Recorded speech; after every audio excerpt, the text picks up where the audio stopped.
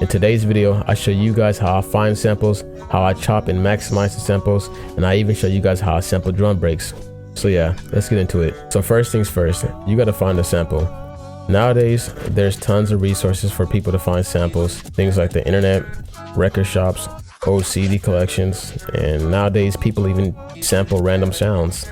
But whenever I'm usually searching for samples, there's three things that I mainly use: TrackLib, Splice, and YouTube. TrackLib is great for producers who want to release music and not worry about having a copyright lawsuit against them. And it's honestly real easy dialing down what kind of sample you want to look for when you're on a website. Splice is great because it has not just samples, but drums, sound effects, acapellas, and the list goes on and on. So Splice is honestly one of my main go-to softwares whenever I'm sampling things, or even just trying to program some drums. Up next is YouTube. YouTube is my go-to, honestly. If you've heard it before, most likely you can find it on YouTube. They have playlists on here that are dedicated to soul samples, Brazilian samples, neo soul, Rhodes, flutes, and, you know, it can be instruments, genres, anything. All you gotta do is type in sample playlist or Brazilian sample playlist, and bam, you got a whole arsenal of samples right there. So now that I told you guys how to find the samples, let's get into actually using the samples. So now you got a sample and you're ready to chop it up. First thing you gotta do is listen. So let's get this a listen.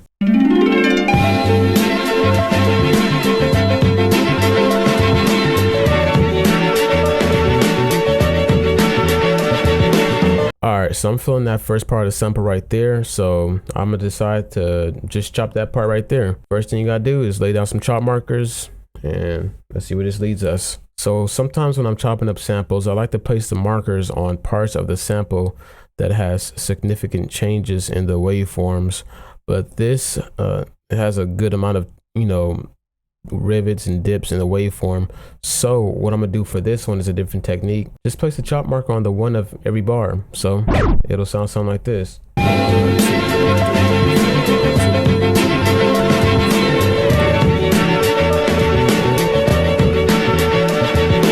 And there you go. You got you some chops up right there. You got about 8 right here. So I could have did that on Serato sample just by hitting slicer, but not everybody has Serato sample, so I just decided to do it the tedious way. Up next, you gotta play around with your samples a little bit. So let's just rehearse these and see what we can get.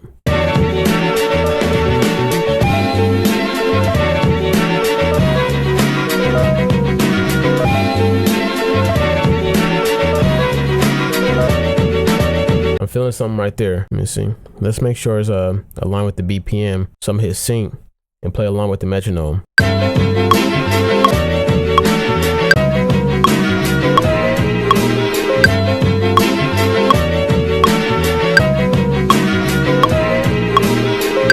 All right, we're gonna rock with that. So I'm gonna clean it up a little bit.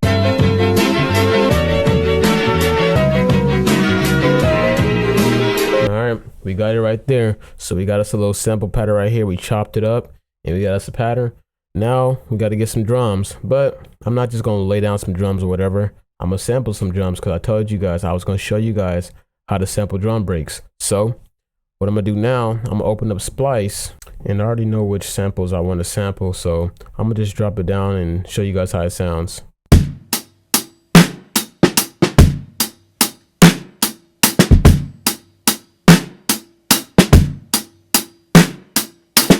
So if you guys listen, this drum break is actually 3/4, but that's not a problem because when you're sampling drum breaks, you can do things that's not even possible. So watch this. 1, 2, 3, 1, 2, 3, 1, 2, 3, 1, 2, 3. 1, 2, 3, 2, 2, 3. There you go, 3/4. But we're gonna drop it in Serato sample and make some magic happen. So let's just drop the sample right there. And now what I'm gonna do is I'm gonna drop a chop marker at the kick. I'm gonna drop one at the snare, and I'm gonna also drop some at the hi-hats and a few different other spots of the sample. So check it out. So I like this little part right here.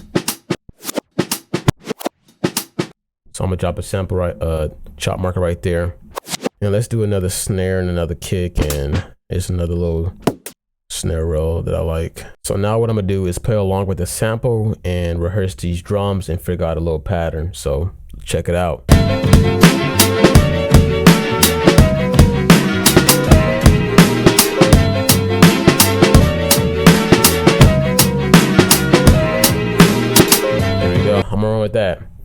I'm gonna change it up a little bit.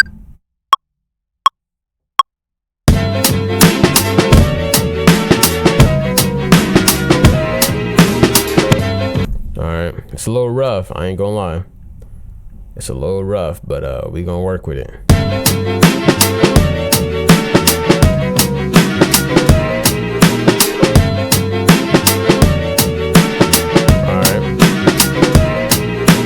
Now I'm gonna drop in a few of those little change ups. There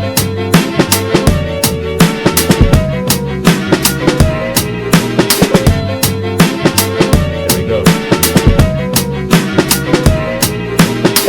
So we got the sample pattern, we got the drum pattern. Now we can add on to this beat with the sample again. So we'll just go over here, duplicate Serato sample, and we're gonna use these same chops, but we're gonna add effects to these chops just to add another layer to the beat. So I want to lower the sample. A lot of the times midway through a beat, I just lower the pitch of the sample or raise the pitch, and I just change the whole vibe, and I get so many more ideas just from doing that. So I really do recommend playing with the pitch, because sometimes it'll sound better lower or higher from the original pitch. So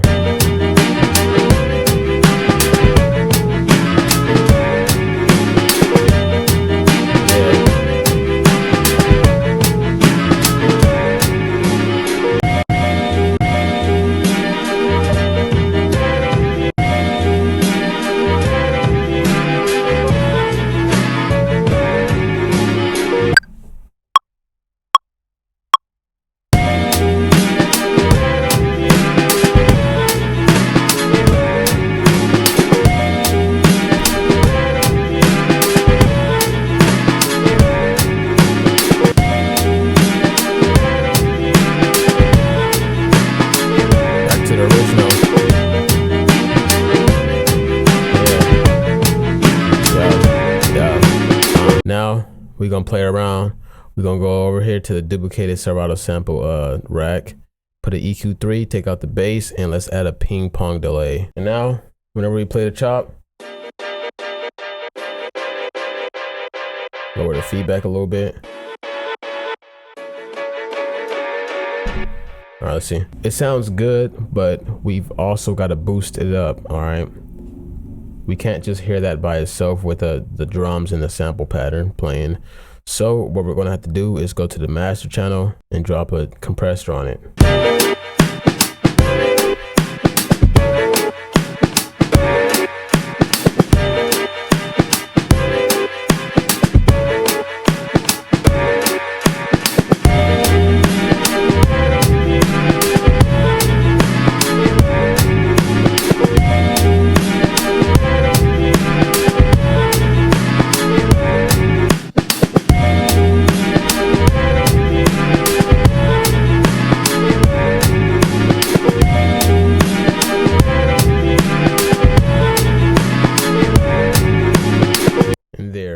We have the beat, we have the sample, we've added on to the sample by using the sample again, we've sampled a drum break. So at this point, you know, it'll be getting kind of repetitive, but you guys can do anything with these samples. You know, it's all up to you.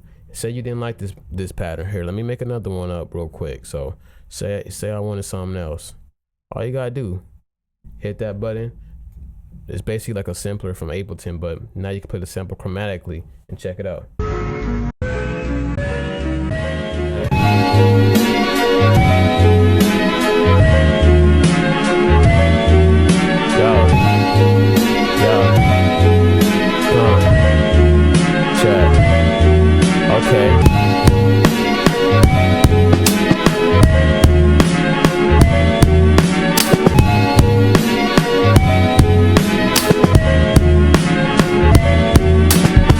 It just goes on and on. All right, guys, so find your sample, get your chops. If you can't get a pattern, try to play chromatically. If you can't get a pattern with that, get another sample. You know, sometimes it doesn't work out, but if you follow these steps, you should be straight. But that's gonna do it for this video. I know you guys noticed the quality jumped up a lot. I got a new computer the other day, and you know, from now on, you guys can expect these videos to be, you know, up to this standard right here. But with all that being said, peace out.